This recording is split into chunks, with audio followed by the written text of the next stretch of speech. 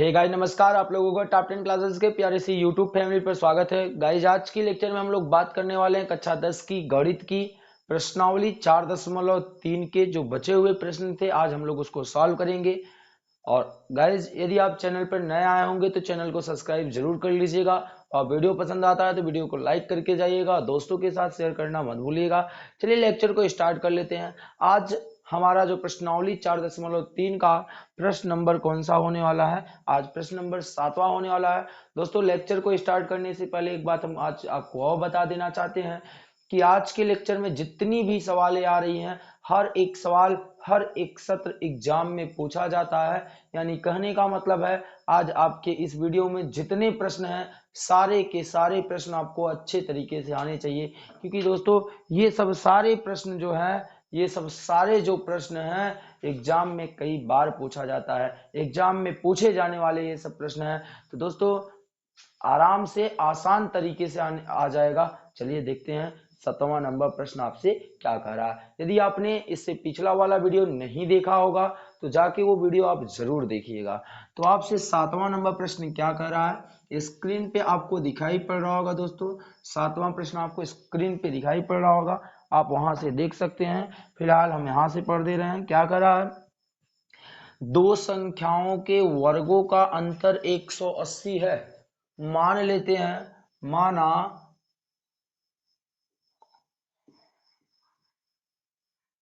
ध्यान से देखिएगा, दो संख्याओं के वर्गों का अंतर 180 है। छोटी संख्या का वर्ग बड़ी संख्या के 8 गुना है, तो दोनों संख्याएं ज्ञात कीजिए। तो मान लेते हैं, माना बड़ी संख्या x है, बड़ी संख्या क्या है, x है, और छोटी संख्या क्या है, y। माना बड़ी संख्या x है और छोटी संख्या क्या है, y है। इस बात को ध्यान दीजिएगा। मान लेते हैं बड़ी संख्या कितना है, x है, और छोटी संख्या क्या है, y है। अब वो बोल रहा है, क्या बोल रहा है, प्रथम शर्त के अनुसार वो बोल रहे हैं कि दोनों के वर्गों का अंतर, दोनों के वर्गों का अंतर 180 है। एक बात ध्यान देना, बड़ी में से छोटी संख्या घटाई जाती है तो बड़ी संख्या का वर्ग x स्क्वायर होगा, छोटी संख्या का वर्ग जो है y स्क्वायर होगा।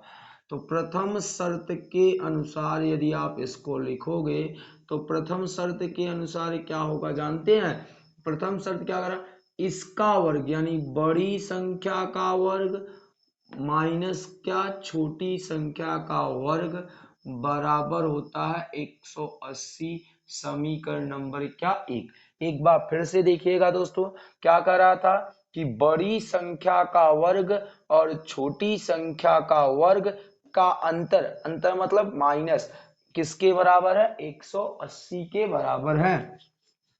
आगे क्या कर रहा है, दूसरा शर्त आपसे क्या कर रहा है प्रश्न में, दूसरे लाइन में उन्होंने बोला है, कह रहे हैं कि छोटी संख्या का वर्ग, छोटी संख्या का वर्ग बड़ी संख्या के 8 गुना के बराबर है।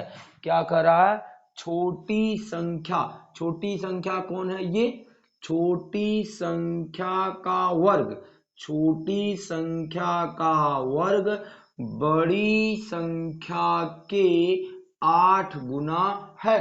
एक बार फिर से देखिएगा, हमने क्या कहा, आपका प्रश्न कर रहा है छोटी सी संख्या यानी y का वर्ग बड़ी संख्या x के 8 गुना है। अब हम क्या करते हैं, यहाँ y स्क्वायर का मान यहाँ पर रख देते हैं। तो क्या करेंगे, समीकरण 2 से, क्या, समीकरण 2 से y स्क्वायर का मान समीकरण 1 में रखने पर, कहां पर रखेंगे दोस्तों, समीकरण 1 में रखने पर। तो चलिए समीकरण 1 में रखते हैं। समीकरण 1 क्या है, x स्क्वायर है, फिर y स्क्वायर, y स्क्वायर के स्थान पे क्या रख देते हैं, 8x, फिर उसके बाद बराबर 180। ये 180 इधर आएगा तो क्या हो जाएगा, ध्यान से देखिएगा, 180 इधर आएंगे तो उधर प्लस है, इधर आएगा क्या होगा, minus, x square minus 8x minus 180 बराबर कितने हो गए 0। अब क्या करना है दोस्तों, यहाँ पर 180 का ऐसा गुणनखंड करना है जिसको जोड़ने या घटाने पे -8 प्राप्त हो जाए। यदि आप गुणनखंड नहीं कर पा रहे हो तो आप द्विघाती सूत्र का उपयोग करके इसको हल कर सकते हो दोस्तों। तो हम यहाँ पर गुणनखंड विधि उपयोग में ला रहे हैं, आप चाहे जिस विधि से इसको हल कर सकते हैं। तो दोस्तों ध्यान दीजिएगा, यहाँ पर 180 का गुणनखंड करना रहता है। 180 का गुणनखंड करेंगे तो 18 दहम्मा 180 होता है। अब देखिए 18 गुणे 10, 18 गुणे 10, यदि हम 18 में से 10 घटा दें तो कितना आ जाएगा 8 आ जाएगा। कितना आ जाएगा 8 आ जाएगा। पर मुझे एक बात ये ध्यान देना है कि 18 में से 10 घटाना, इस बात को ध्यान दीजिएगा। तो चलिए क्या करेंगे, अर्थात हम यहाँ ध्यान देंगे कि मुझे क्या पेयर लेके चलना है, 18 माइनस 10x। तो देखिएगा इधर देखिए एक्स स्क्वायर हो गए। अब इनका जो है आप गुणनखंड कर रहे हो तो इसके स्थान पे क्या लिखने वाले हो, इससे लिखोगे ना, तो लिखोगे -18x अब प्लस 10x कर दो। 18 दहम्मा 180 और -18 में जब 10 जोड़ दोगे तो -8 आ जाएगा दोस्तों। और ये -180 बराबर क्या 0। दोनों में कॉमन कौन है, x कॉमन है, तो यहाँ बच्चा x, यहाँ बचा -18। फिर दोनों में क्या कॉमन है, दोनों में 10 कॉमन है, यहाँ बच गया x और वहाँ बच गया 18। और 18 हम 180 ना। अब दोनों में कौन कॉमन है, दोनों में x माइनस 18 कॉमन है और बचा क्या है x प्लस 10 बचा है। अब एक बार x माइनस 18 को 0 के बराबर करते हैं, x माइनस 18 बराबर 0, माइनस 18 बराबर उधर चले जाते हैं तो क्या हो जाते हैं प्लस 18।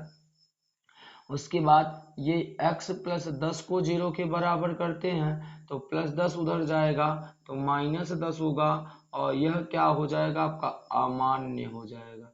यह आपका क्या हो जाएगा दोस्तों, अमान्य होगा। तो ध्यान से देखिएगा, अब आपको यहाँ पर बड़ी संख्या क्या मिली है, देखिएगा यहाँ पर बड़ी संख्या क्या मिली है, 18 मिली है। क्या मिली है, 18 मिली है। ध्यान से समझिएगा, x की वैल्यू कितनी आ गई है दोस्तों, 18 आई है। अब आप यहाँ पर रख सकते हैं तो आसानी से देख सकते हैं कि यहाँ पर x की वैल्यू कितनी है, 18 है। अगर हमको y की वैल्यू निकालना हुआ तो कैसे निकालेंगे, आइए देख सकते हैं। अब हम क्या करेंगे, 18 का वर्ग समीकरण 1 में रख दें या तो समीकरण 2 में रख देते हैं। चलिए x की वैल्यू आपको मिल गई है दोस्तों, बड़ी संख्या आपको प्राप्त हो गई है। यानी यहाँ पर अब हम y की वैल्यू निकालेंगे तो x बराबर 18, x बराबर 18 समीकरण 2 में रखने पर, कहाँ पर रखने पर, समीकरण 2 में रखने पर। समीकरण 2 क्या है भैया, देखो जरा सा, समीकरण 2 है वाई स्क्वायर बराबर 8x। चलिए 8 गुणे x का मान कितना है, 18 है। कितना है 18, 18 अट्ठे 144, वाई स्क्वायर बराबर 144। इधर से स्क्वायर हटेंगे, इधर से स्क्वायर हटेगा तो कितना आ जाएगा, इधर करड़ी लग जाएगा और 144 का वर्गमूल निकल के आ जाएगा 12, यानी y की वैल्यू 12 आ गई। तो बड़ी संख्या क्या आ जाएगी, बड़ी संख्या आपका कितना था, x है। बड़ी संख्या x, x की वैल्यू कितनी है 18, तो x बराबर 18। और छोटी संख्या, छोटी संख्या y जो है वो कितना है आपका 12 है। इस प्रकार दोस्तों प्रश्न आपका क्या हो जाता है, कंप्लीट हो जाता है। प्रश्न में क्या कर रहा था, एक बार फिर से अगर आप समझना चाहते हो तो समझ लीजिएगा कि कोई दो संख्याएं, एक बड़ी है एक छोटी है। बड़ी संख्या का वर्ग और छोटी संख्या के वर्ग का अंतर, वर्ग का अंतर 180 के बराबर है। फिर जो छोटी संख्या है, छोटी संख्या का वर्ग, छोटी संख्या का वर्ग बड़ी संख्या के 8 गुना है, यानी Y square equal to 8x। फिर 8x यहाँ पर हमने रख दिया, फिर उसके बाद इसका गुणनखंड किया गया, गुणनखंड करने के बाद आप x की वैल्यू 18 और y की वैल्यू 12 प्राप्त कर लेते हैं। आप इसका दोस्तों एक स्क्रीनशॉट लीजिएगा। फिर हम बातें करने वाले हैं प्रश्न नंबर 8 की।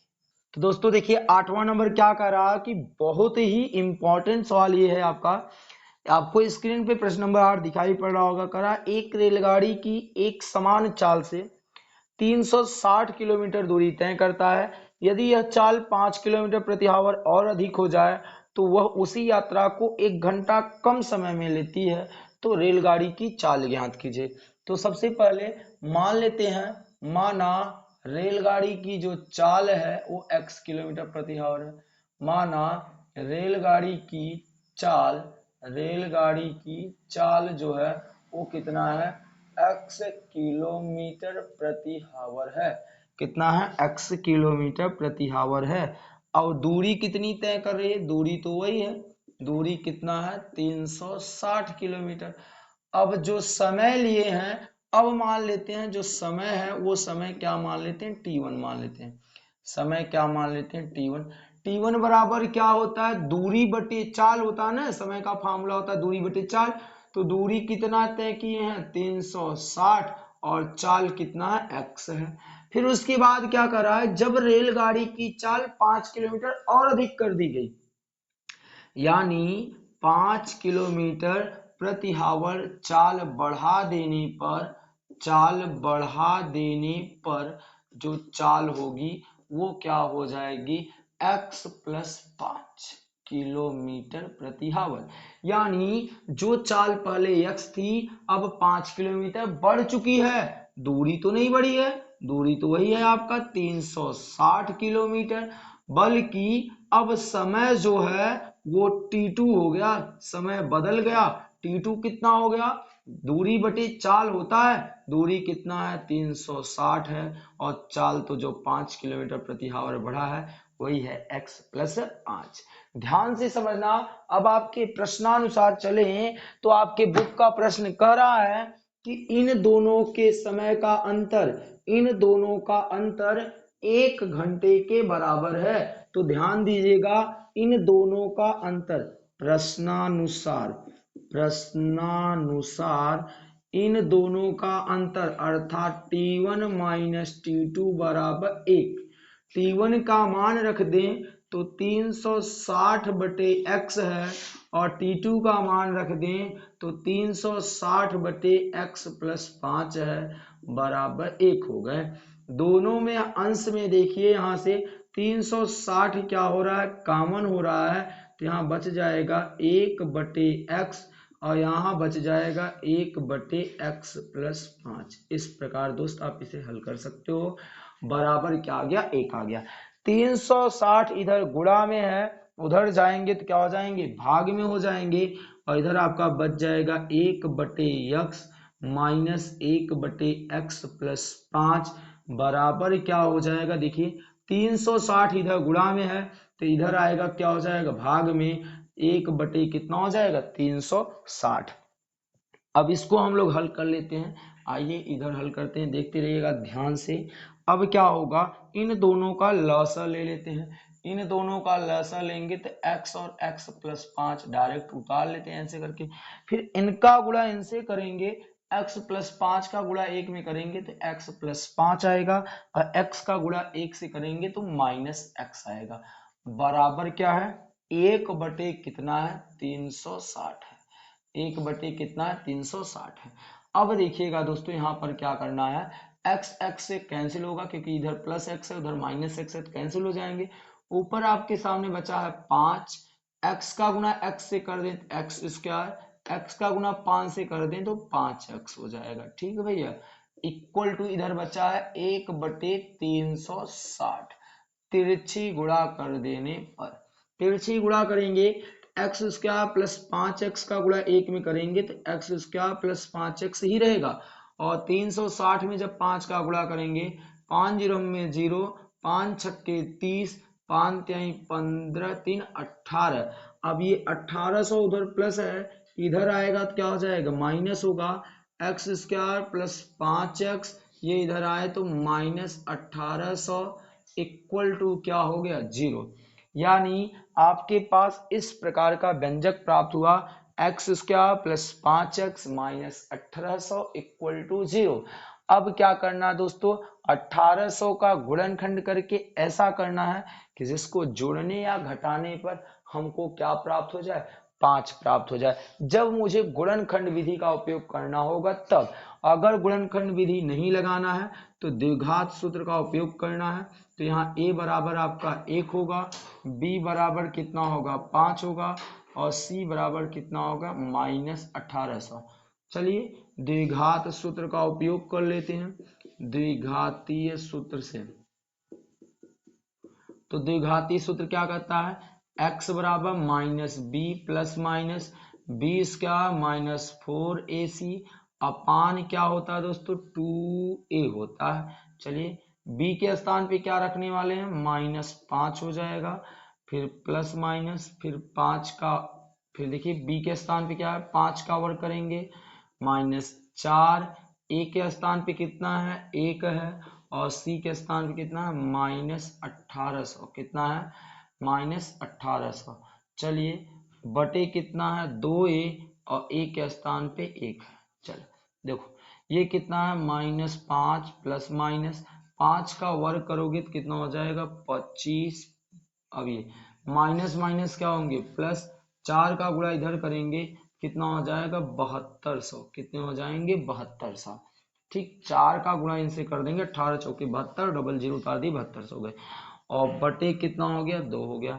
अब आगे हम लोग हल करते हैं, तो चलिए एक स्टेप यहाँ भी हल कर सकते हैं, -5 प्लस माइनस 7200 में जब 25 जोड़ दोगे तो ये 7225, और ये आ गए करड़ी में, ये किस में आ गए दोस्तों करड़ी में, और बटे क्या आ गया 2, ये आपका x आ गया।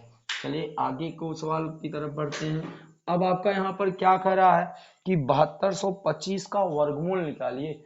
7225 का क्या निकालना है आपको, वर्गमूल निकालना है। तो दोस्तों 7225 का वर्गमूल कितना आने वाला है, लगभग उम्मीद है कि जो है आपका 7225 का वर्गमूल 85 आएगा। एक बार जरूर निकाल लेते हैं, इधर देखिएगा जरा सा, 7225 का वर्गमूल निकालते हैं। तो ये जोड़ा बनाए, ये बनाए, फिर आप 8 64 लेके जाओगे, फिर घटा दोगे 8 आ जाएगा, ये 8 8 जोड़ के 16 आ जाएंगे, आगे 5 है, 2 5 वाले 5 बार लेके जाओगे, 5 बचे 25, 5 छक्के 30 32 हो गए। तो मतलब मिला जुला के आपका जो हम था इसका वर्गमूल निकालोगे 85 आएगा। तो x बराबर मिलेगा -5 प्लस माइनस कितना 85, कितना आ जाएगा 85 बटे 2। दोस्तों एक बार वही प्रोसेस करना, एक बार प्लस चिन्ह ले लेते हैं, एक बार माइनस। तो प्लस चिन्ह लेने पर, क्या लेने पर, प्लस चिन्ह लेने पर, और एक तरफ क्या लिख देते हैं माइनस चिन्ह लेने पर, क्या लेने पर, माइनस चिन्ह लेने पर। तो चलिए क्या करते हैं, x बराबर, जहां ये प्लस माइनस है यहाँ प्लस लेंगे इस बार, तो -5 और प्लस कितना हो जाएगा 85 बटे 2। 85 में से 5 घट जाएगा 80 आएगा, और प्लस में क्यों आ रहा है क्योंकि प्लस की संख्या ज्यादा है, बटे 2 कर दोगे, कटा दोगे, कितना आ जाएगा 40, यानी x बराबर कितना आ गया 40 किलोमीटर प्रति आवर, ये हो गया। उसके बाद जब आप ऋण चिन्ह लोगे क्या आ जाएगा, x बराबर आएगा -5 प्लस, यहाँ ऋण चिन्ह लेना है ना, तो -85 बटे कितना होगा 2, 85 5 कितना हो जाएगा 90, तो ये -90 बटे 2, कटा दोगे 45 आएगा, अर्थात x की वैल्यू -45 आई, जो कि हम लोग क्या कर देते हैं अमान्य कर देते हैं, क्या कर देते हैं भैया अमान्य कर देते हैं। x की वैल्यू कितनी है 40 किलोमीटर प्रति आवर, अर्थात जो ट्रेन की चाल है, जो ट्रेन की चाल थी वो कितनी है x बराबर 40 किलोमीटर प्रति आवर। इस प्रकार दोस्तों आपका ये सवाल जो है कंप्लीट हो जाता है, 8वां नंबर प्रश्न यहाँ पर क्या हो जाता है कंप्लीट हो जाता है। आप इसका एक स्क्रीनशॉट ले लीजिएगा। फिर हम बातें करने वाले हैं प्रश्न नंबर 9 का। लंबे सवाल देख के डरना नहीं दोस्तों, कहीं भी एक स्टेप शॉर्ट इसलिए नहीं किया जाता जिससे आपको समझने में कहीं भी कोई कठिनाई ना आए। एक बार में ना आए तो 2 बार देखा करिए, 3 बार देखा करिए, जरूर आपको सवाल समझ में आ जाएगा दोस्तों। चलिए बात करने वाले प्रश्न नंबर 9 की। चलिए दोस्त बात करते हैं प्रश्न नंबर 9 का, जो कि प्रश्न नंबर 9 वेरी इंपॉर्टेंट प्रश्न है। इस प्रश्न को ध्यान से समझना है दोस्तों, एक ही बार में आपको आ जाना चाहिए। क्या करा है, दो पानी के नल, आपको स्क्रीन पे ये प्रश्न जरूर दिखाई पड़ रहा होगा। क्या करा है, दो पानी के नल एक साथ एक हौज को 9 सही 3/8 घंटे में भर सकते हैं। इसमें बड़े व्यास वाला नल हौज को भरने में कम व्यास वाले नल से 10 घंटे कम समय लेता है। तो प्रत्येक द्वारा अलग अलग हौज भरने में कितना समय लगेगा। तो चलिए ध्यान से समझते हैं। हौज का मतलब होता है एक टंकी नुमा, कुछ ऐसे होता है। मान लीजिएगा ये आपकी क्या हो गई, हौज हो गई। क्या हो गई, हौज हो गई। इसमें दो ठो नल लगे थे। एक नल का जो व्यास था, जो नल से जो पानी निकल रहा था उसका व्यास क्या था, पतला था। और एक नल का व्यास जो था क्या था, मोटा था, ज्यादा था। तो ज्यादा व्यास इस नल का नाम ए हो गया, इस नल का नाम बी हो गया। जो कह क्या रहा आपका प्रश्न, आपके बुक में प्रश्न, आपके प्रश्नानुसार अगर हम बात करें तो क्या कह रहा है कि ये कोई हौज है। इस हौज को भरने में दो नल लगे हुए हैं, ए और बी, और दोनों मिलकर कितने घंटे में भर लेते हैं, 9 सही कितने घंटे में भर लेते हैं, 3/8। तो 9 अट्ठे 72, 3 75, यानी 75/8 घंटे में दोनों नल मिलकर इस हौज को क्या कर देते हैं, भर देते हैं।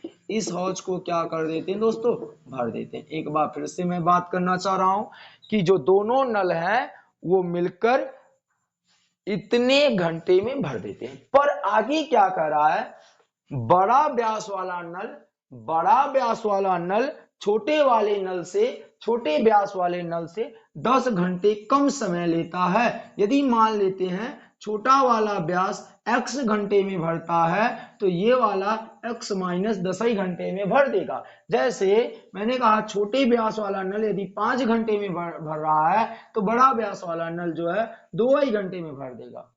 ठीक, तो यही चीज यह है। मान लेते हैं कि माना छोटे व्यास वाला नल हौज को भरने में x घंटा समय लेता है, तो बड़ा व्यास वाला नल उसे कितने घंटे में भरेगा, क्योंकि बोल रहा है ना 10 घंटे कम लेगा, x - 10 घंटे में भर देगा। तो ये चीजें लिखते हैं, क्या लिखेंगे, छोटे व्यास वाले नल के द्वारा हौज को भरने में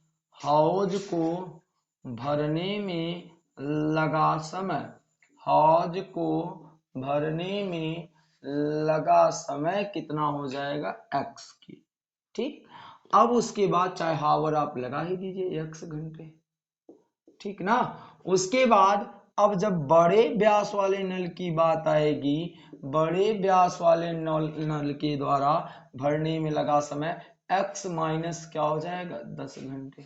x माइनस क्या हो जाएगा, 10 घंटे, क्योंकि बोला ना कि बड़ा वाला व्यास वाला जो नल होगा छोटे वाले से 10 घंटे कम समय लेगा। अब हम यहाँ पर क्या निकालते हैं, सबसे पहले पता करते हैं कि आखिर ये जो छोटा व्यास वाला नल है वह 1 घंटे में कितना हौज को भरता है, और बड़ा व्यास वाला जो नल है वह 1 घंटे में कितना हौज को भर लेता है। यानी ये जो छोटा व्यास वाला नल है वह 1 घंटे में हौज को कितना भर सकता है, और बड़ा व्यास वाला नल 1 घंटे में हौज को कितना भर सकता है।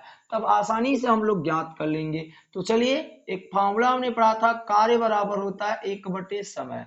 इसी फार्मूले के आधार पे हम लोग चलने वाले हैं। तो ध्यान से समझिएगा, सबसे पहले निकालने वाले हैं छोटे व्यास वाले, क्या भैया, छोटे व्यास वाले नल के द्वारा 1 घंटे में किया गया कार्य, 1 घंटे में किया गया कार्य। चलिए किया गया कार्य की बात कर लेते हैं। कार्य बराबर होता है 1/समय 1, और समय कितना लिया है छोटा वाला नल, x घंटे, तो कार्य 1/x आ गए। अब ऐसे ही यदि हम बात करें बड़े व्यास वाले, तो भैया इनको भी ध्यान देना, बड़े व्यास वाले नल द्वारा 1 घंटे में किया गया कार्य क्या हो जाएगा, इनके द्वारा हो जाएगा 1/, समय ये कितना लेते हैं x - 10, तो दोनों का 1-1 घंटे का कार्य आ गया। अर्थात जो छोटा व्यास वाला नल है वह 1 घंटे में इतना पानी भर देता है और बड़ा व्यास वाला जो नल है वह 1 घंटे में इतना पानी भर देता है हौज में। ठीक, अब क्या कर रहा है, प्रश्नानुसार चलते हैं, प्रश्नानुसार क्या हो जाएगा, इसको ध्यान दीजिएगा, आपको क्या करना है ध्यान से समझिएगा। कह क्या रहा है, आपको इतना करके करना है कि कार्य इन दोनों, जब ये दोनों मिल के करते हैं, दोनों मिल के करते हैं तो कितना समय लेते हैं, 75/8 घंटे समय लेते हैं ना। तो एक बात ध्यान से समझो, यदि हमने कहा दोनों का कार्य, ये दोनों का कार्य है, इसको भी कार्य में मुझे बदलना हुआ, जो ये समय दिया गया है इसको भी मुझे कार्य में बदलना हुआ, इसे हम आसानी से बदल सकते हैं। यदि मुझे पता है कि कार्य बराबर होता है 1/, समय, तो ये समय कितना है 75/8, तो 1/, यदि 75/8 करेंगे, 8 ऊपर पहुंच जाएगा, 8/, कितना हो जाएगा 75। ये दोस्त सबसे इंपॉर्टेंट चीज यही समझना है, आखिर 75/8 क्यों कर दिया जा रहा है, ये ध्यान से समझना है दोस्तों। क्यों 75/8 हुआ, क्योंकि आपने ये दोनों कार्य निकाला है। अब इन दोनों कार्य को आप समय के बराबर नहीं कर सकते, क्योंकि ये दोनों कार्य मिलकर कार्य के ही बराबर होंगे, इसलिए हमने कार्य वाले फार्मूले से दिए गए समय को हमने बदल दिया कार्य के रूप में। तो कार्य बराबर 1/, समय, टोटल समय कितना था 75/8, 8 ऊपर पहुंच गया 8/75, यानी ये जो जब दोनों नल मिल के कार्य कर रहे थे तो उनके द्वारा ये कार्य आ गया। तो प्रश्नानुसार अब हम लोग आसानी से हल कर सकते हैं प्रश्न को। प्रश्नानुसार ये तो दोनों का 1 घंटे का कार्य है ना, ये 1 घंटे में इतना किया, 1 घंटे में ये इतना किया, पर दोनों चले कितने हैं 75/8 ने, और दोनों 75/8 घंटे में कितना काम किए हैं 8/75। तो प्रश्नानुसार ये दोनों कार्य मिलके इसके बराबर हो जाएंगे, तो 1/x प्लस 1/x - 10 बराबर कितना हो जाएगा 75/8, नहीं सॉरी 8/75 होना चाहिए, देखिएगा। फिर उसके बाद हम क्या करते हैं, इनको हल करते हैं, दोनों का लसा लेते हैं तो x और x - 10 आ जाएंगे, इनका गुणा इनसे करेंगे तो x - 10 होगा, इनका गुणा इनसे करेंगे तो x होगा, बराबर क्या आ जाएगा 8/75 आ जाएंगे। x और x जुड़ के कितने हो जाएंगे 2x, और माइनस आपका कितना है 10 है, x का गुणा x से करेंगे x क्या है, x का गुणा 10 से करेंगे तो -10x हो जाएगा, बराबर कितने हो गए 8/75। तिरछी गुणा कर देते हैं, तिरछी गुणा करेंगे, x स्क्वायर का गुणा 8 से करेंगे तो 8x स्क्वायर होगा, फिर -10x का गुणा 8 से करेंगे तो कितना हो जाएगा -80x हो जाएगा, 75 का गुणा 2 से करेंगे तो कितना हो जाएगा 75 दूना कितना हो जाएगा 150, कितने हो जाएंगे 150x हो जाएंगे, और 75 का गुणा 10 में कर देंगे तो -750 हो जाएंगे। आइए इसको इधर की तरफ हल करते हैं, तो ध्यान से देखिएगा अब क्या होने वाला है सवाल में, इधर देखिए अब क्या होगा, इनको 8x स्क्वायर को इधर ही रखिएगा, ये वाला पक्ष आपका 8x स्क्वायर है। अब उसके बाद ये कितना है -180x है, फिर उसके बाद सॉरी 180 नहीं है बल्कि 80 ही है, फिर उसके बाद ये 150x है, ये 150x बराबर के उधर है ना, बराबर के इधर आएगा तो क्या हो जाएगा माइनस हो जाएगा, तो माइनस कितना हो जाएगा 150x होगा।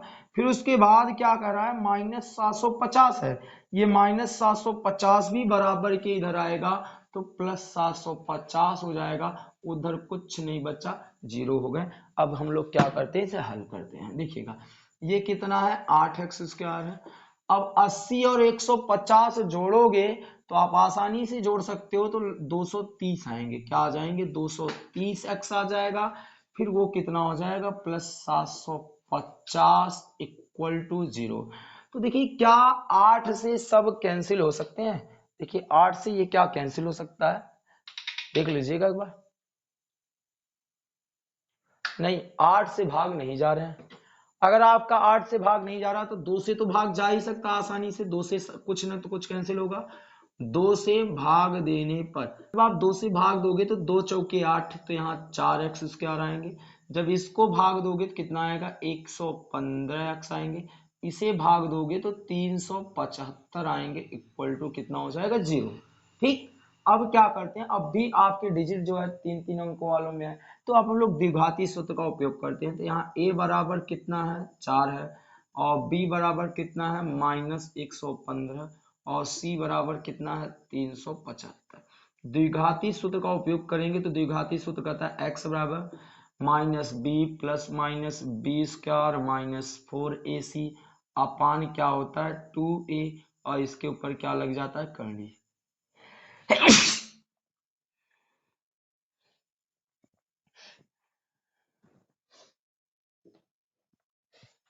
तो चलिए बात करते हैं, वैल्यू रखते हैं। x बराबर क्या होगा, फिर b, यहाँ माइनस है, b के स्थान पे क्या रखेंगे -115, फिर प्लस माइनस, फिर b के स्थान पे क्या रखेंगे -115 का वर्ग करेंगे, फिर -4 गुणित a का मान कितना है 4 है, और c का मान कितना है 375 है। चलिए अब इसको हल करते हैं। बटे 2a, 2 का गुणा a में कर देंगे, a के स्थान पे क्या है 4 है।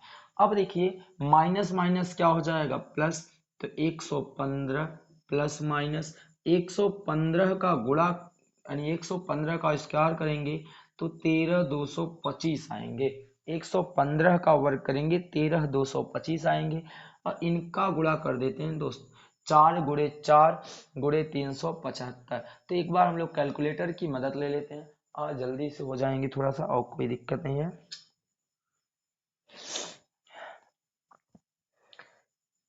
क्या करते हैं, क्या करना 4 गुणित 4 गुणित 375 करेंगे तो 6000 आ जाएंगे। कितने आ जाएंगे 6000 आ जाएंगे। ठीक, और एक बार आपका ये इसमें से कर देते हैं, घटा देते हैं। ठीक, क्या 13,225 माइनस 6000, क्या कर देते हैं 6000, तो घटाने के बाद आएगा आपका 7225। कितना आएगा 7225, यानी इन दोनों को घटाने के बाद 2 चौके 8। चलिए ये 115 हो गए, प्लस माइनस इनमें से घटाए तो कितना आया 7225। कितना आ जाएगा, कितना आएगा दोस्तों 7225, और बटे कितना 8। चलिए 7225 का वर्गमूल निकालते हैं। तो आइए देखते हैं एक बार 7225 का वर्गमूल। तो निकालिएगा, ये हो गए 8 × 64, तो मतलब मिला जुला के 85 आने वाला है। कितना आने वाला है दोस्तों 85 आने वाला है। कितना आने वाला है 85।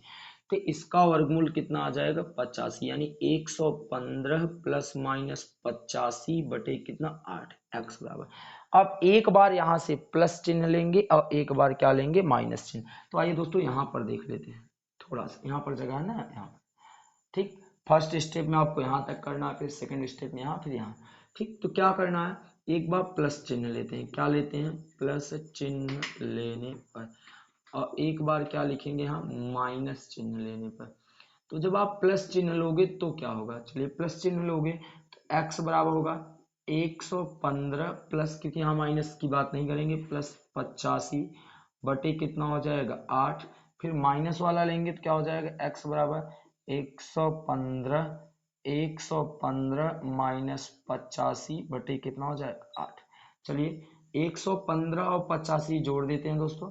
115 और 85 जोड़ देते हैं तो लगभग जो है आपके 200 आ जाएंगे। कितने आ जाएंगे 200। ठीक, 200 बटे कितना हो जाएगा 8, भाग दे दीजिएगा तो कितना आएगा 8 दूनी 16, फिर भैया 8 पंचे 40, यानी x की वैल्यू आ गई 25 किलोमीटर प्रति हावर। x की वैल्यू क्या आ गई 25 किलोमीटर प्रति हावर।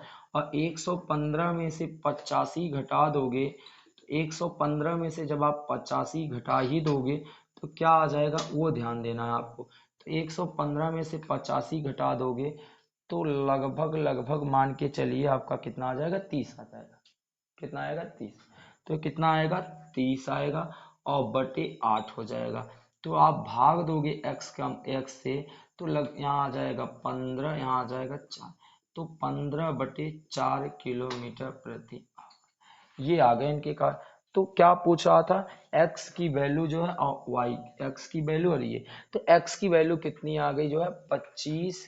ठीक, 25 घंटे, 1 मिनट यहाँ देखिएगा, किलोमीटर नहीं बल्कि क्या आना चाहिए था, समय पूछा ना, तो 25 घंटे और यहाँ आ जाएगा 15 यानी बटे 4। तो आपका जो कार्य है जो वो कितना बड़ा वाला नल कितने घंटे में भर देगा भैया, ये आपका क्या हो जाएगा, अमान्य हो जाएगा। यह आपका क्या हो जाएगा, अमान्य हो जाएगा। फिर उसके बाद ये आपकी क्या हो जाएगी, मान्य हो जाएगी। तो x की वैल्यू कितनी आई है, 25 घंटे। यानी छोटा वाला नल जो है उसे 25 घंटे में भर सकता है और बड़ा वाला नल, ये तो छोटे नल द्वारा लिख देंगे, छोटे नल द्वारा लिया गया समय, लिया गया समय क्या है भैया, लिया गया समय जो है 25 घंटे है। और बड़े नल द्वारा लिया गया समय, बड़े नल द्वारा लिया गया समय क्या होगा, लिया गया समय 25 में से 10 घट जाए क्योंकि कम समय लेता था ना, तो 15 घंटे हो जाएगा। क्या करना था दोस्तों, कुछ भी नहीं करना था, केवल आपने इधर समझा ही था, बाकी सब कुछ वैसे ही सेम टू सेम प्रोसेस चलते चले गए हैं। एक बार आप इसका एनसीईआरटी में आंसर जरूर मैच करा लीजिएगा, क्या पता क्या आपका आंसर आया है। छोटे नल द्वारा लिया गया समय 25 घंटे है और बड़े नल द्वारा जो समय लिया गया वो कितना है, 15 घंटे है। ठीक है, आपके आंसर मिल रहे हैं। छोटे नल द्वारा समय लिया गया है 25 घंटे और बड़े नल द्वारा लिया गया समय कितना है, 15 घंटे। तो आप इस प्रश्न का एक स्क्रीनशॉट ले लीजिएगा, फिर हम लोग जो है आगे की बात करने वाले हैं प्रश्न नंबर 10 का। इस सवाल को आप एक बार 2 बार जरूर अभ्यास कीजिएगा क्योंकि सवाल जो है बहुत ही जबरदस्त है और एग्जाम में तो कई बार पूछा गया है। हो सकता है कि इस बार के भी पैटर्न में ये प्रश्न आ जाए, तो आप इसको जरूर के जरूर अभ्यास कीजिएगा। तो बात करते हैं प्रश्न नंबर 10 का। प्रश्न नंबर 10 क्या कर रहा है, देखिएगा प्रश्न नंबर 10 सेम टू सेम 8 के जैसा है, इसीलिए हमने बोला कि आज के जितने प्रश्न हैं उतने प्रश्न आपके लिए इंपॉर्टेंट रहने वाले हैं। प्रश्न नंबर 8 के जैसा फिर प्रश्न नंबर 10 में पूछ रहा है, मैसूर और बेंगलोर के बीच की दूरी 132 किलोमीटर है। चलिए इसको इधर समझते हैं रफली में, क्या है, ये मैसूर मान लेते हैं, ये क्या मान लेते हैं भाई, मैसूर, क्या मान लेते हैं, मैसूर, और ये बेंगलोर मान लेते हैं, क्या मान लेते हैं, बेंगलोर। तो भाई ध्यान से समझना, मैसूर ये क्या है आपका, मैसूर है, और ये आपका क्या है, बेंगलोर है, क्या है ये, बेंगलोर। ठीक, तो मैसूर और बेंगलोर के बीच की दूरी 132 किलोमीटर है, यानी यहां से लेके यहां तक की दूरी 132 किलोमीटर है। कह रहा है कि एक्सप्रेस गाड़ी और सवारी गाड़ी से 1 घंटे कम समय लेती है, 1 घंटे कम समय लेती है। यानी इसी दूरी को एक बार वह एक्सप्रेस गाड़ी से तय किया है और एक बार वह किससे तय किया है, सवारी गाड़ी से। एक बार उसने एक्सप्रेस गाड़ी से तय किया है और एक बार किससे तय किया है, सवारी गाड़ी से। ध्यान से समझना, ध्यान से। मैसूर और बेंगलोर आप घूमने गए हो और एक बार एकदम सुपर फास्ट वाले ट्रेन से गए हो, एक बार एकदम रोने रोने वाली ट्रेन, रोने मतलब ये नहीं कि रो रो के चलती है, यानी वो धीमे धीमे से चलने वाली गाड़ी से आप गए हो। अब ध्यान से समझना, अब क्या कह रहा है कि जब आप धीमी वाली गाड़ी से गए थे और जब तेज वाली गाड़ी से गए तो दोनों के समय अंतर कितने आए हैं, 1 घंटे के। यानी जब तेज वाले गाड़ी से गा रहा घूमे तब वहां समय जो, और जब धीम वाले से गए थे तो मान लेते हैं अगर धीमी ट्रेन से गए थे 5 घंटे समय लगाए हो और जब तेज वाली ट्रेन से गए 1 घंटा कम ही लगेगा, 5 में से 1 घट जाएगा, 4 घंटे आ जाएगा। यानी प्रश्न ये है मिला जुला के कि सवारी और एक्सप्रेस गाड़ी से जब दूरी तय कर रहे हो तो 1 घंटे का अंतर आ रहा है और उसी के मद्देनजर रखते हुए हम लोग इस सवाल को हल करेंगे। यदि हम मान लेते हैं, माना सवारी गाड़ी की जो चाल है वो x किलोमीटर प्रति आवर है, ठीक है। और तब एक्सप्रेस की क्या हो जाएगी, जरा सा आपके प्रश्न की तरफ चलते हैं, प्रश्न की तरफ चल रहे हैं। कह रहा है यदि एक्सप्रेस रेलगाड़ी की चाल सवारी गाड़ी से 11 किलोमीटर प्रति आवर अधिक हो, यानी इससे इसकी चाल 11 किलोमीटर प्रति आवर अधिक है। ये तो कमाल की बातें कर रहे हैं भाई। प्रश्न आपका कह रहा है कि यदि ये 5 किलोमीटर प्रति आवर से चलेगी, 11 इसका ज्यादा होगा, 11 5 16 हो जाएगा।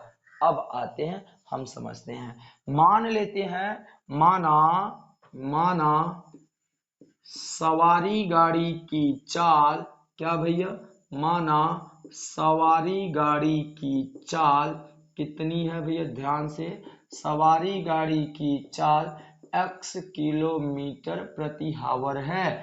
अब सवारी गाड़ी की चाल हो गई, तो एक्सप्रेस की क्या हो जाएगी, ध्यान से, भी एक्सप्रेस की बात नहीं करेंगे थोड़ी देर के लिए। और दूरी कितनी है, मैसूर और बेंगलोर के बीच की दूरी 132 किलोमीटर है ना। तो अब सवारी गाड़ी के द्वारा लिया गया समय, सवारी गाड़ी के द्वारा लिया गया समय, ए भैया लिया गया समय मान लेते हैं t1 है, क्या है, t1 है, बराबर होता है दूरी बटे चाल, दूरी कितनी है 132 और चाल कितना है x। तो ये आ गए सवारी गाड़ी के द्वारा लिया गया समय। अब एक्सप्रेस की बात करते हैं, जब आप एक्सप्रेस से गए थे, एक्सप्रेस गाड़ी की चाल, सबसे पहले एक्सप्रेस गाड़ी की चाल क्या होगी उसको ध्यान रखना है। एक्सप्रेस गाड़ी की चाल क्या होगी, बात कर रहा ना, एक्सप्रेस गाड़ी की चाल कितनी है, x plus 11 kilometre, x plus 11 kilometre प्रति आवर है, ठीक है भैया। और दूरी वही है, दूरी कितनी है 132 किलोमीटर, दूरी कितना है 132 किलोमीटर। अब अगर हम कहें एक्सप्रेस, क्या बात करते हैं, एक्सप्रेस, क्या, एक्सप्रेस के द्वारा लिया गया समय, एक्सप्रेस के द्वारा लिया गया समय, क्या लिया गया समय, मान लेते हैं t2, t2 बराबर क्या हो जाएगा, दूरी बटे चाल, दूरी कितनी है 32 है और चाल कितनी है x प्लस 11। तो ये आ गए दोनों द्वारा समय, ये है भैया सवारी गाड़ी द्वारा, ये है आपका एक्सप्रेस गाड़ी द्वारा।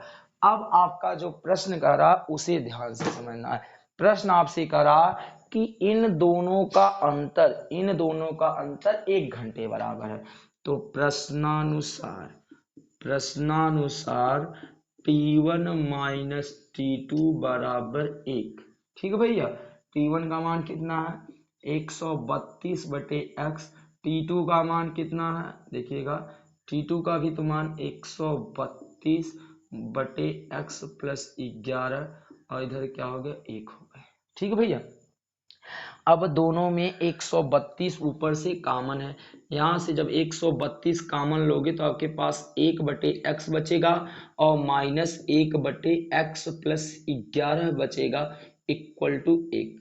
ध्यान से थोड़ी देर के लिए यहाँ बात करते हैं कि जब अंश में से 132 कॉमन ले लिए तो 132 बार हुआ, तो यहाँ 1 बचा, 1 बटे एक्स, यहाँ 1 बटे एक्स प्लस 11 हो गए। अब 132 इधर गुणा में है, इधर जाएगा तो क्या हो जाएगा भाग में हो जाएगा। तो चलिए आगे बढ़ाते हैं सवाल को,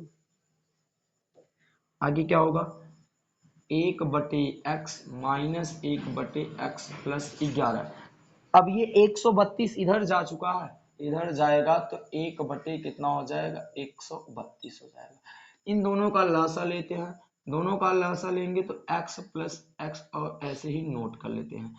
अब इनका गुणा इनसे कर देते हैं तो x प्लस 11 आ जाएगा, इनका गुणा इनसे कर देते हैं माइनस एक्स आ जाएगा और इधर बराबर 1 बटे 132। ये x और ये x कैंसिल हो जाएंगे दोस्तों, तो आपके सामने क्या बचेगा 11 बटे x का गुणा x से करेंगे x स्क्वायर, x का गुणा 11 से करेंगे तो क्या आ जाएगा 11x बराबर 1 बटे 132। गुणा कर देते हैं तिरक गुणा, तो x स्क्वायर प्लस कितना आ जाएगा 11x और 132 का गुणा 11 में करते हैं, 11 दूना 22, 11 तीन 33, 2 35, 11 एक 11 3 14, ये आ गया, एक बार कंफर्म कर लीजिए, 11 दूना 22, 11 तीन 33, 2 35, 11 एक 11, 11 3 14। अब इनको हम इधर की तरफ ला देते हैं, एक्स स्क्वायर प्लस कितना 11x माइनस 1452, प्लस वाला इधर आया क्या हो गया माइनस इक्वल टू 0। अब फिर से क्या करना दोस्तों, 1452 का द्विघाती सूत्र से हम लोग गुणनखंड कर लेते हैं। यहाँ एक मान लिए, a बराबर यहाँ कितना है 1 है, b बराबर कितना 11 है, c बराबर कितना है 1452 है। ठीक है भैया, अब क्या करते हैं, इसका गुणनखंड करेंगे।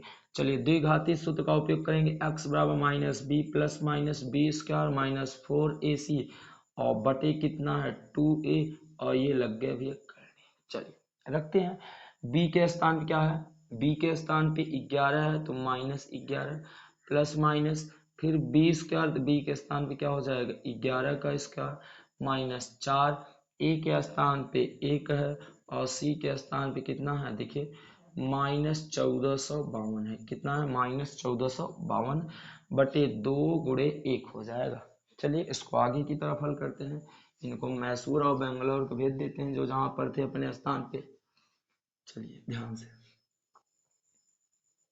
देखिए, अब क्या करते हैं, x बराबर क्या करते हैं माइनस 11 लिखे रहते हैं, प्लस माइनस कर देते हैं, 11 का वर्ग करोगे तो कितना आएगा 121 आएगा, और 4 का गुणा कर देते हैं और माइनस माइनस क्या हो जाएंगे प्लस, 4 का गुणा करोगे तो 4 दूनी 8 आएगा, फिर 4 पंचे 20, फिर उसके बाद 4 चौके 16, 16 दो 18, फिर 4 इक्के 4 एक, बटे क्या हो जाएगा 2 हो जाएगा, बटे क्या हो जाएगा 2 बराबर क्या आ जाएगा माइनस 11 प्लस माइनस, इन दोनों को प्लस कर देते हैं। चलिए प्लस करते हैं, 8 एक 9, फिर यहाँ 2 आ जाएगा, फिर 8 एक 9, फिर यहाँ 5 न, ये आ गए बटे कितना हो गया 2।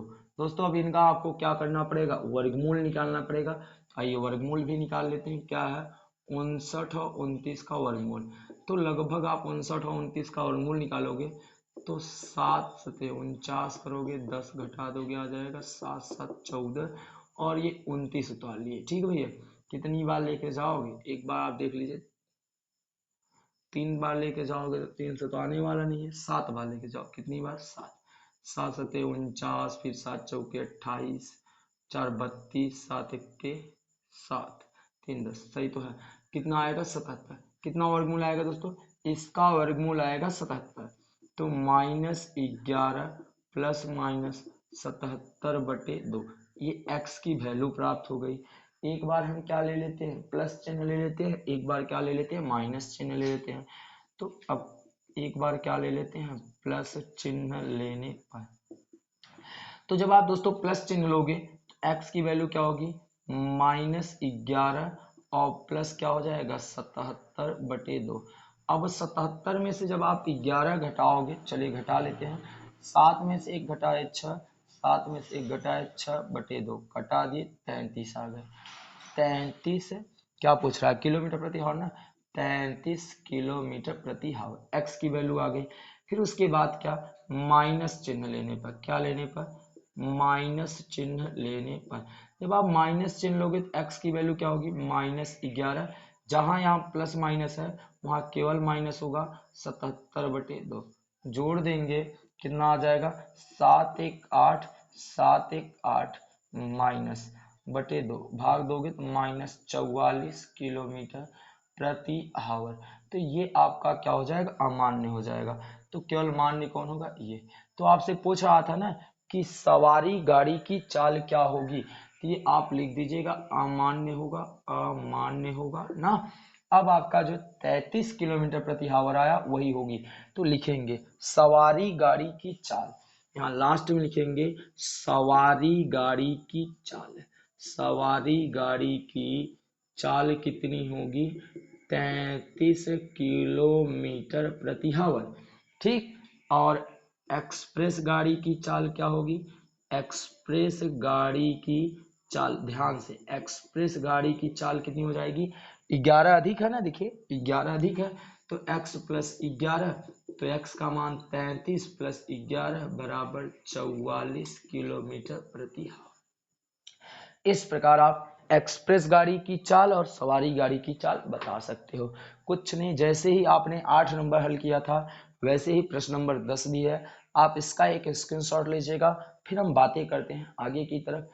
और आज इस प्रश्नावली का जो है अंतिम ये सवाल है, इस लेक्चर का भी अंतिम सवाल होने वाला है। यदि अभी तक जितने सवाल बताए गए हैं दोस्तों, अगर कहीं भी कोई डाउट रहता है या किसी भी चैप्टर में कोई डाउट हो या किसी प्रश्न को लेकर डाउट रहे तो कमेंट बॉक्स में अपना कमेंट छोड़ सकते हो दोस्तों, और आपके हर एक कमेंट का जो है जवाब दिया जाएगा, आपके पूछे गए प्रश्नों का जवाब दिया जाएगा। चलिए लास्ट सवाल की बात करने वाले हैं, इसको मूव करते हैं।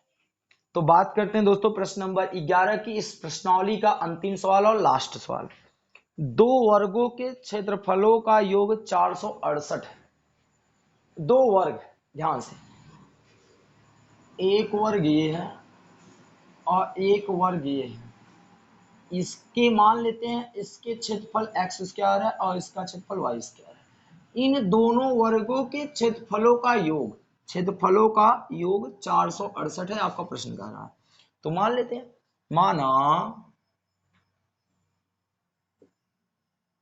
माना एक वर्ग का क्षेत्रफल x स्क्वायर है और दूसरे वर्ग का क्षेत्रफल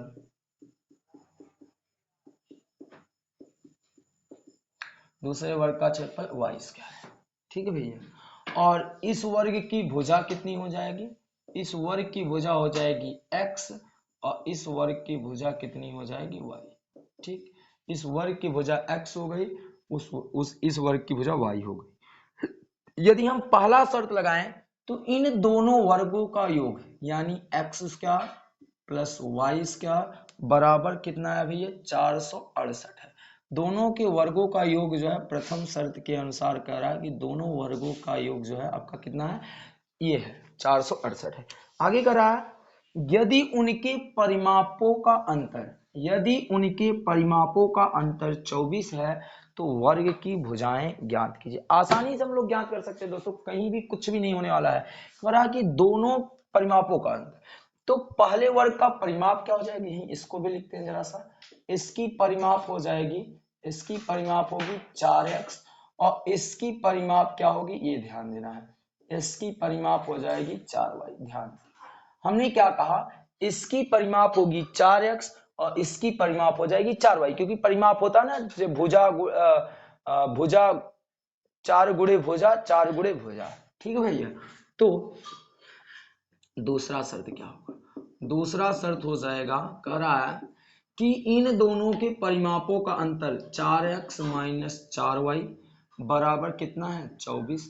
दोनों में 4 कॉमन है तो यहाँ x माइनस वाई बच गया बराबर 24। 4 एक नम 4, 4 छंगे 24। x माइनस वाई बराबर कितना है? 6 है। y का पक्षांतर कर दे, y का अगर हम पक्षांतर कर दें तो हमको क्या मिल जाएगा? ध्यान से समझिए, y का यदि हम पक्षांतर यहां से कर दे, उधर चला जाए तो x बराबर हो जाएगा 6 प्लस वाई। समीकरण नंबर 2। समीकरण 2 से x का मान उठा के समीकरण 1 में रख दीजिए, बस उसके बाद हल कर डालिए। तो लिखेंगे समीकरण 2 से x का मान समीकरण 1 में रखने पर, समीकरण 1 क्या है? यही है ना, तो x के स्थान पे क्या रखते हैं? 6 प्लस वाई का होल स्क्वायर प्लस कितना है? वाई स्क्वायर है बराबर कितना है? 468। ठीक, अब इसको a प्लस बी के होल स्क्वायर से खोल देते हैं। तो a का स्क्वायर करेंगे तो 36 होगा, फिर इसका स्क्वायर करेंगे वाई स्क्वायर प्लस 2ab, तो 2 गुणे 6 गुणे क्या हो जाएगा? y प्लस क्या आ जाएगा? वाई स्क्वायर बराबर कितना हो जाएगा? 468। अब इसको हम पहले लिखते हैं y, देखिएगा थोड़ा सा, ये वाई स्क्वायर और वाई स्क्वायर जोड़ के कितना हो जाएगा? 2y स्क्वायर होगा। फिर ये कितना हो जाएगा? 2 छंगे 12y, कितना होगा? 12y, और ये कितना है भैया? 36 है, और ये चीज इधर आएगा तो माइनस 468 होगा, उधर कुछ भी नहीं बचा, 0 हो गया। तो चलिए अब बात करते हैं आगे। फिर ये 2y स्क्वायर आ गया प्लस कितना हो गया? 12y हो गया।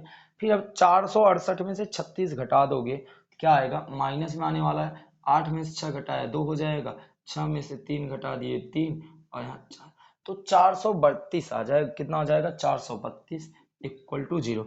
अब 432 ये देखिए दो सब में कॉमन है, तो 2 से हम लोग क्या कर सकते हैं? भाग कर सकते हैं। तो 2 से क्या लिख दो? भाग देने पर। 2 से भाग देने पर जब 2 से आप क्या करोगे? सब में भाग दोगे, क्या आ जाएगा? यहाँ वाई स्क्वायर आ जाएगा। कितना आ जाएगा? Y square. फिर यहाँ प्लस कितना है? 2 छंगे 12 यानी प्लस 6y। फिर यहाँ भाग दोगे तो 2 दूनी 4, फिर 2 एक के 2 और 2 छंगे 12 यानी 216 आ जाएगी।